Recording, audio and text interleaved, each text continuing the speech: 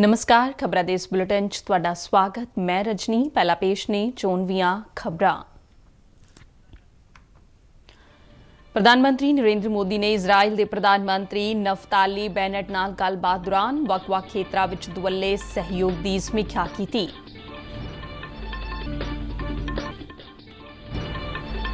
लोक सभा ਵਿੱਚ अपराधियों की पछाण प्रक्रिया नाल संबंधित बिल पास।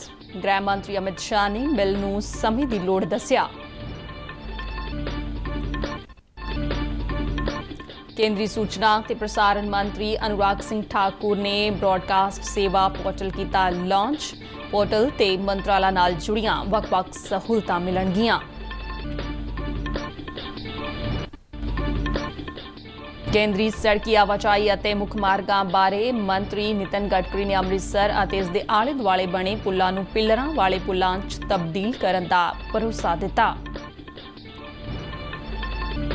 ਦੇਸ਼ਵਿਆਪੀ ਕੋਵਿਡ ਟੀਕਾਕਰਨ ਮੁਹਿੰਮ ਤਹਿਤ ਹੁਣ ਤੱਕ 184 ਕਰੋੜ 85 ਲੱਖ ਤੋਂ ਵੱਧ ਕੋਵਿਡ ਰੋਕੂ ਟੀਕੇ ਲਗਾਏ ਜਾ ਚੁੱਕੇ ਨੇ।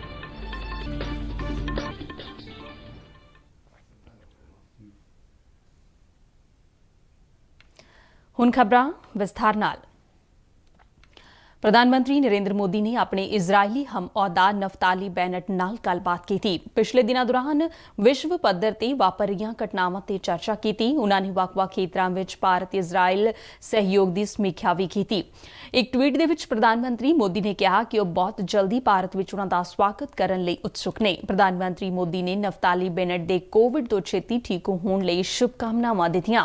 उन्हां इजराइल विच पिछले दिनी होए अतवादी हमलिਆਂ दौरान आम लोकां दे मारे जाण ते भी संवेदना प्रकट की।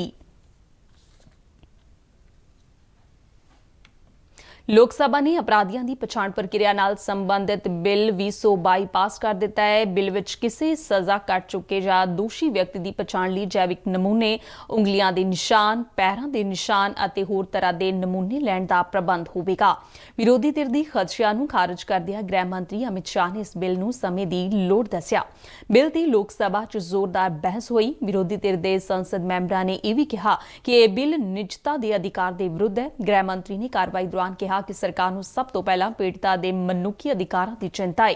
उन्होंने दस्सिया कि बिल विच यह प्रबंध किया गया है कि किसी अपराध तहत दोषी ठहराए गए जां गिरफ्तार किए गए व्यक्ति के शरीर बारे जानकारी रिकॉर्ड च रखी जाएगी, जिस विच व्यक्ति दीआं उंगलां दे निशान, पैरां दे निशान, अखां दा नमूना, उसकी फोटो, जैविक नमूना जिवें कि खून दा नमूना अते उसदे दस्तखत आदि शामिल होणगे।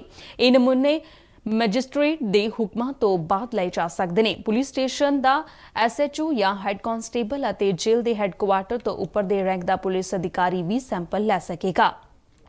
नमूने तो प्राप्त डाटा रखने की जिम्मेवारी नैशनल क्राइम रिकॉर्ड ब्यूरो की होगी। यह डाटा 75 साल तक सुरक्षित रखा जाएगा। इस तो बाद इसनूं खत्म कर दिता जाएगा। हालांकि सज़ा पूरी होने या अदालत तो बरी होने की सूरत विच पहला भी डाटा नष्ट किया जा सकता है। नवा बिल 1920 के कानून नूं खत्म करके उसकी थां लवेगा। उन्होंने दस्सिया कि सरकार ने बिल लियाउण तो पहला सूबिया नाल विस्तारक चर्चा की सी। उचित प्रावधान होना बहुत जरूरी है। अनेक सुप्रीम कोर्ट के जजमेंटों को भी कोट किया गया। उसको व्यक्ति की स्वतंत्रता और ह्यूमन राइट के एंगल से भी काफी सारे सदस्यों ने इस पर चिंता व्यक्त की है। चिंता उनकी वाजिब है, परंतु इस सब का इसके अंदर उनकी चिंताओं की भी चिंता इसके अंदर कर ली गई है। वो बाद में मैं जब जवाब दूंगा तब बताऊंगा। इसके साथ साथ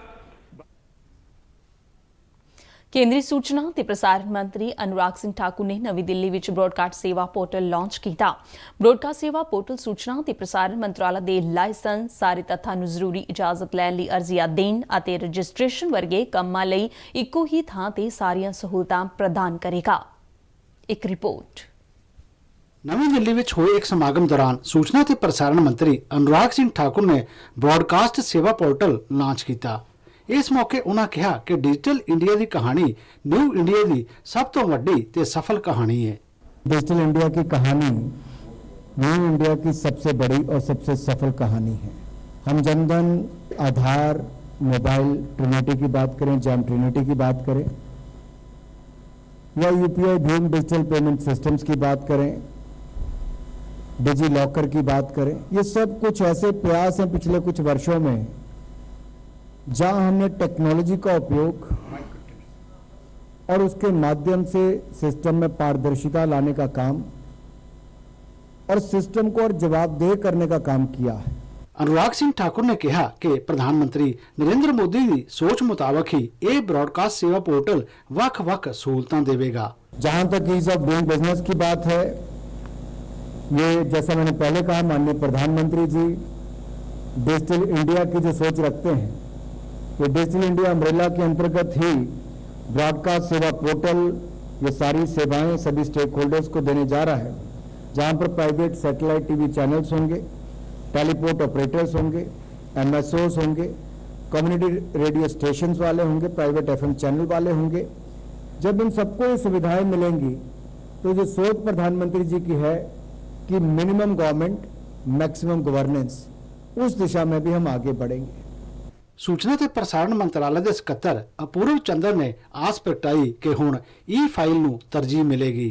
जब मैं यहाँ मिनिस्ट्री में आया तो मैंने देखा सबसे मोटी फाइलें जो आती हैं वो ब्रॉडकास्ट की ही आती है। इतनी मोटी मोटी फाइलें जो कि हमें कमी देखने को मिलती थी मेरी पिछली मिनिस्ट्री में। तो मेरे को अपेक्षा है और मेरे अपने अधिकारियों से यही मेरी गुजारिश रहेगी कि आगे से अब सारा जो ई फाइल पे आए और ये फाइलों का सिस्टम बंद हो जाए जो मोटी मोटी फाइलें आती है। और जो ब्रॉडकास्टर्स हैं उनको भी ये पता चले कि उनकी एप्लीकेशन कहाँ पर है, कैसे प्रोसेस हो रही है, कहाँ पर पेंडिंग है, और अगर हमारे यहाँ कोई विलम्ब होता है तो वो कम से कम हो और ब्रॉडकास्टर्स को इसकी सुविधा अधिक से अधिक मिले।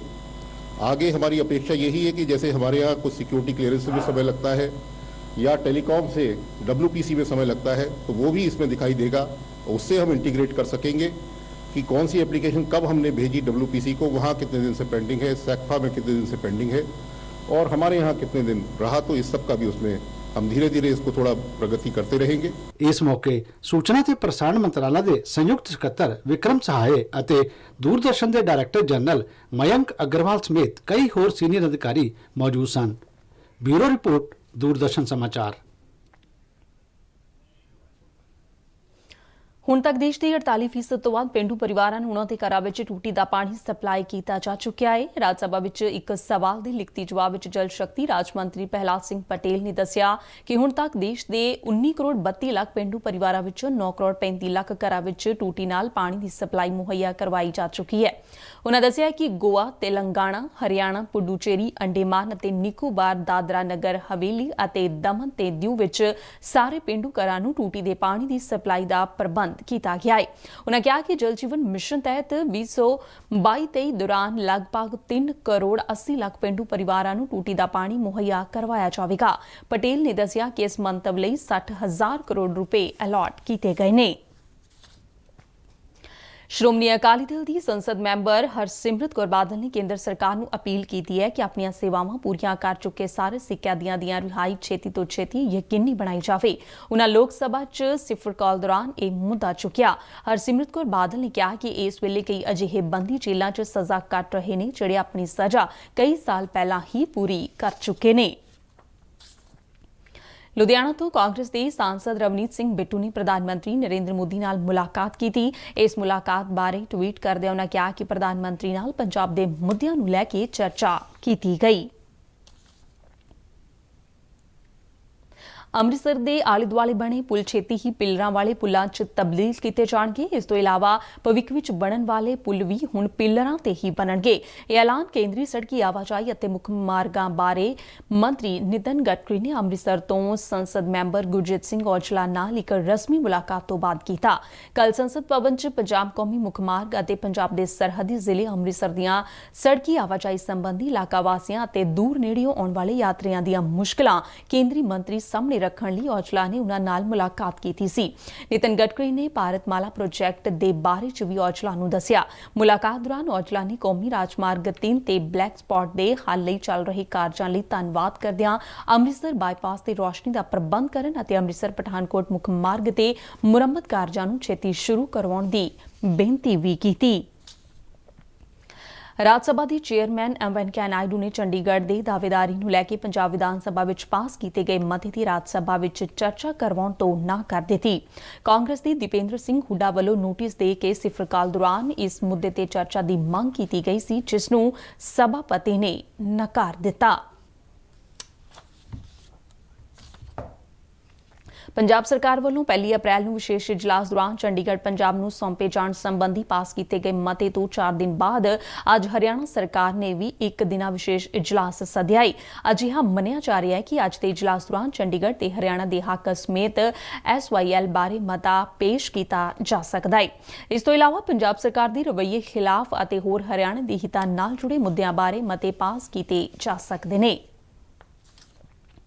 ਪੰਜਾਬ ਦੇ ਮੁੱਖ ਮੰਤਰੀ ਭਗਵੰਤ ਮਾਨ ਨੇ ਡਿਪਟੀ ਕਮਿਸ਼ਨਰਾਂ ਨੂੰ ਸੂਬੇ ਵਿੱਚ ਖਾਸ ਤੌਰ ਤੇ ਪਿੰਡਾਂ ਵਿੱਚ ਜਾ ਕੇ ਲਗਾਤਾਰ ਜਨਤਕ ਮਿਲਣੀਆਂ ਦੇ ਹੁਕਮ ਦਿੱਤੇ ਨੇ। ਚੰਡੀਗੜ੍ਹ ਸਥਿਤ ਪੰਜਾਬ ਭਵਨ 'ਚ ਡਿਪਟੀ ਕਮਿਸ਼ਨਰਾਂ ਨਾਲ ਇੱਕ ਮੀਟਿੰਗ ਦੀ ਪ੍ਰਧਾਨਗੀ ਕਰਦਿਆਂ ਉਨ੍ਹਾਂ ਕਿਹਾ ਕਿ ਇਸ ਨਾਲ ਲੋਕਾਂ ਦੀ ਤਸੱਲੀ ਮੁਤਾਬਿਕ ਉਨ੍ਹਾਂ ਦੀਆਂ ਸਮੱਸਿਆਵਾਂ ਨੂੰ ਮੌਕੇ ਤੇ ਹੀ ਸੁਲਝਾਉਣਾ ਯਕੀਨੀ ਬਣਾਇਆ ਜਾ ਸਕੇਗਾ।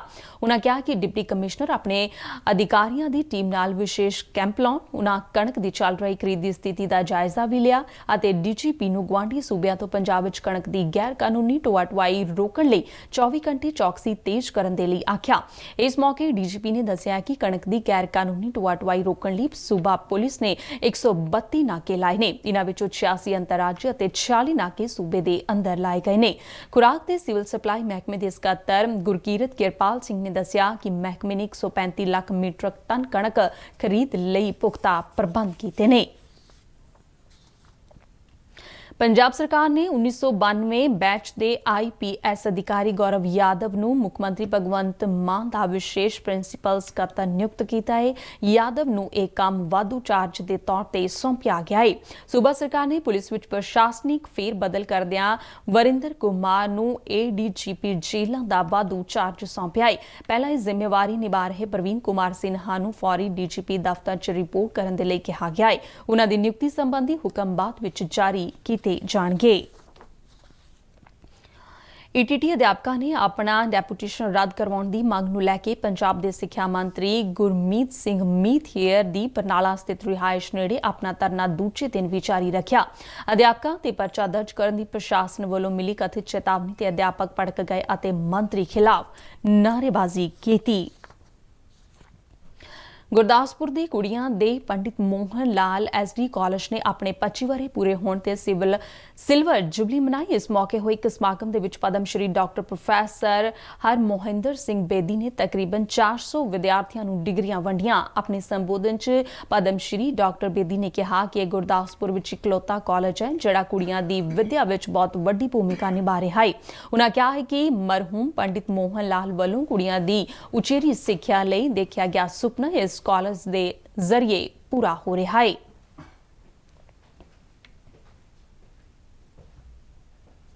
पंडित मोहनलाल जी ने जो सपना बच्चियों की शिक्षा के बारे में लिया था वह सपना इस कॉलेज में साकार हुआ और इस पूरे क्षेत्र में एक शिक्षा की नई क्रांति उभरती हुई मुझे दिखाई देती है।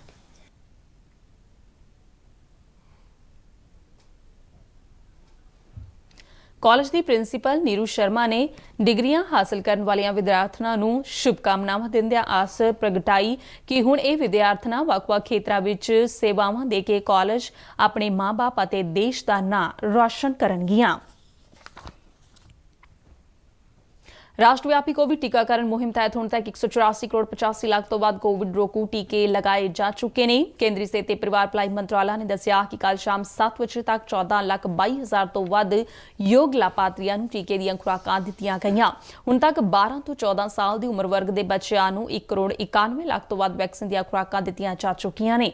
2 ਕਰੋੜ 96 ਲੱਖ ਤੋਂ ਵੱਧ ਲਾਭਪਾਤਰੀਆਂ ਨੂੰ ਇਹਤਿਆਤੀ ਖੁਰਾਕਾਂ ਦਿੱਤੀਆਂ ਜਾ ਚੁੱਕੀਆਂ ਨੇ।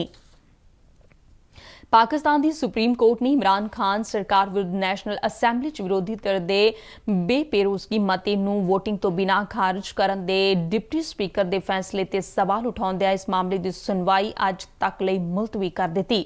ਦੂਜੇ ਪਾਸੇ ਕੱਲ ਪਾਕਿਸਤਾਨ ਦੀ ਵਿਰੋਧੀ ਧਿਰ ਨੇ ਇੱਕ ਨਾਟਕੀ ਘਟਨਾਕ੍ਰਮ ਦੌਰਾਨ ਸੰਸਦ ਵਿੱਚ ਆਪਣਾ ਹੀ ਸੈਸ਼ਨ ਚਲਾ ਕੇ ਪ੍ਰਧਾਨ ਮੰਤਰੀ ਇਮਰਾਨ ਖਾਨ ਵਿਰੁੱਧ ਬੇਪੇਰੋਜ਼ਗੀ ਮਤਾ ਪਾਸ ਕਰ ਦਿੱਤਾ। ਇਸ ਦੇ ਨਾਲ ਹੀ ਖਬਰਾਂ ਦਾ ਇਹ ਬੁਲੇਟਿਨ ਖਤਮ ਹੁੰਦਾ ਹੈ। ਮੈਂ ਸਟੂਡੀਓ ਤੋਂ ਮਾਸਕ ਲਗਾ ਕੇ ਬਾਹਰ ਜਾ ਰਹੀ ਹਾਂ ਤੇ ਤੁਸੀਂ ਵੀ ਘਰੋਂ ਬਾਹਰ ਨਿਕਲਣ ਲੱਗੇ ਮਾਸਕ ਜ਼ਰੂਰ ਪਹਿਨੋ। ਦਿਓ ਆਗਿਆ, ਨਮਸਕਾਰ।